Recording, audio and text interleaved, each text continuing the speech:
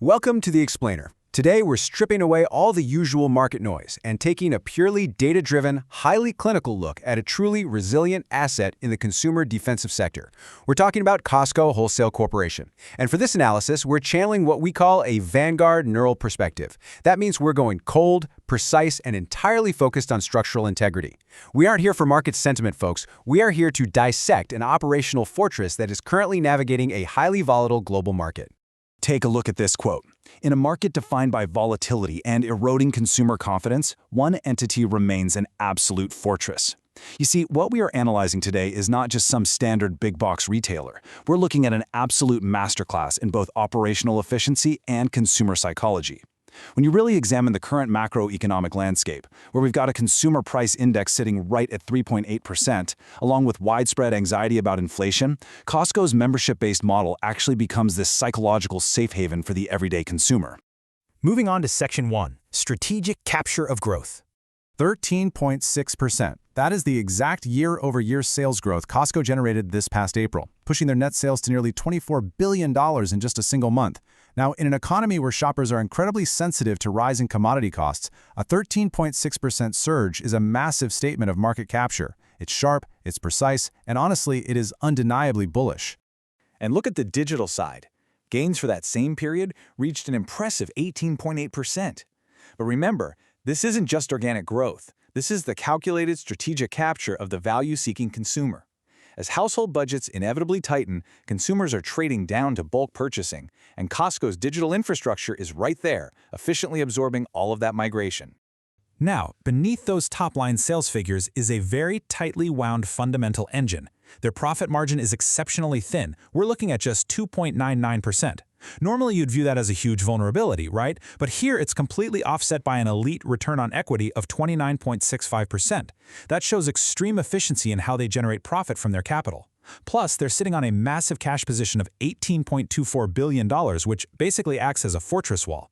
Their recurring membership fees completely insulate those razor-thin product margins, essentially creating a cash flow machine that operates with pure mathematical certainty.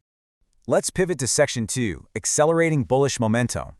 Mapping out the technical ascendancy here, the current price is sitting right at $1,048.95. What we're witnessing right now is actually a pretty rare alignment. Institutional analysts and fast-moving retail sentiment are completely synchronized on this breakout narrative. Everyone can clearly see the defensive moats, and if you look at the momentum indicator, the MACD, which tracks the strength of the trend, it's currently registering at 9.91, which is flashing a very strong buy signal.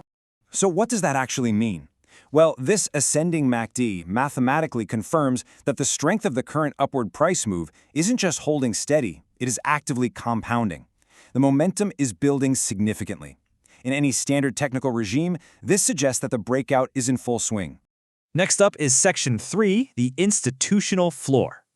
I want you to compare the current price of roughly $1,049 to the 200-day simple moving average, which is way down at $951.96. That moving average right there, that is the ultimate floor. It's the institutional line in the sand. If the macro environment were to suddenly fracture, that is the structural level where major capital would absolutely step in to defend the asset. So, the fact that we're trading nearly $100 above it really highlights the sheer strength of the current premium. If we zoom in on near-term support structures, we see the 50-day moving average just above $1,000.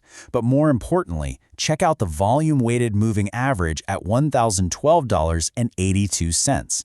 By factoring in trading volume, this actually confirms that the recent price appreciation isn't just an empty spike. It is heavily backed by real, healthy institutional capital. This brings us to Section 4. The overbought risk threshold.